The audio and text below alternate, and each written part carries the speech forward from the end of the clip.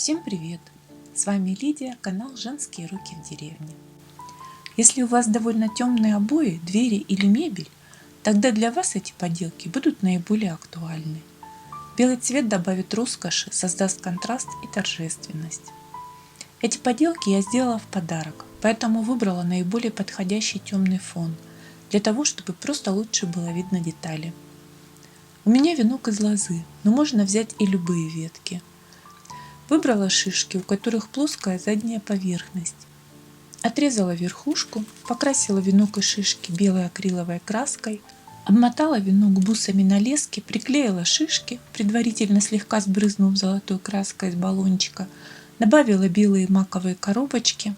Можно заменить их сахарными ягодками или тычинками. И вот такая красота получилась. А идея для этой поделки появилась, когда я делала цветы из апельсиновых корок. Есть ролик на канале, где я показываю 12 идей из ароматного материала. Ссылку оставлю в описании. У меня случайно присохли зубочистки, которыми я закрепила лепестки, но в результате получился красивый цветок с острыми шипами. Почему-то подумала о холодном сердце снежной королевы. Оно притягивает взгляд и даже замаскировано нежным пухом, но внутри холод и колючие иголки. Для поделки я использовала ветки жимолости. Опять же, можно взять любые красивые веточки. Вырезала цветок, высушила и покрасила акриловой краской. Скрепила ветки горячим клеем, а потом белой ниткой для надежности.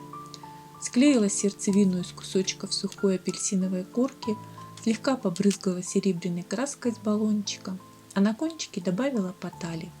Ее я клеила на клей ПВА. Сверху изделия лучше покрыть лаком.